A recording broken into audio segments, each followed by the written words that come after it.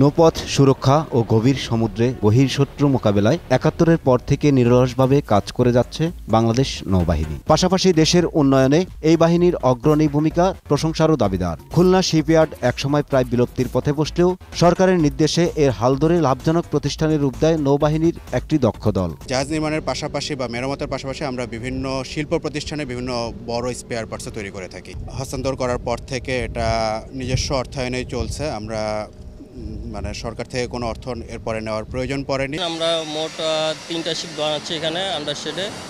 এই 3টা শিপের মধ্যে 2টো এলসিইউ আছে, 2টো এলসিইউ বাংলাদেশ নৌবাহিনীর জন্য আমরা তৈরি করতেছি এবং এই যে বড় শিপ যেটা দেখতে পাচ্ছেন এটা আমরা বাংলাদেশ নৌ ফাউন্ডেশনের জন্য তৈরি করছি। সমুদ্র পথে ক্লান্তিহীন পথ চলা সুরক্ষিত রাখতে বাংলাদেশের কোস্টগার্ড, নেভি ও কিছু ব্যক্তিগত নৌযানের কাজ করে সুনাম কুড়িয়েছে এ প্রতিষ্ঠান। পাশাপাশি এই প্রথম বিশেষ পদার্থ দিয়ে পাকা তৈরি করার সক্ষমতাও প্রতিষ্ঠিত করেছে তারা।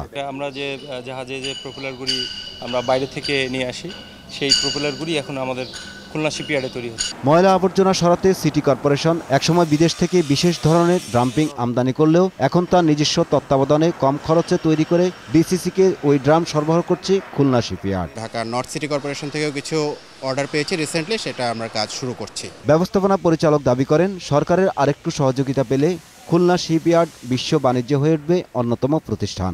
সরকারি যে নীতিমালা রয়েছে যার মধ্যে সরাসরি ক্রয় প্রক্রিয়া, সরকারি সংস্থা যদি কোনো জিনিস তৈরি করার জন্য যদি ক্ষমতা সম্পন্ন হয়ে থাকে সেই প্রতিষ্ঠানকে সেই কাজটি দেওয়া, তো সেই কাজটার কারণেই কিন্তু আমরা সহযোগিতা পাচ্ছি বলেই আজকে ৪৭ কোটি টাকার মতো মুনাফার আমরা মুখ দেখতে পাচ্ছি।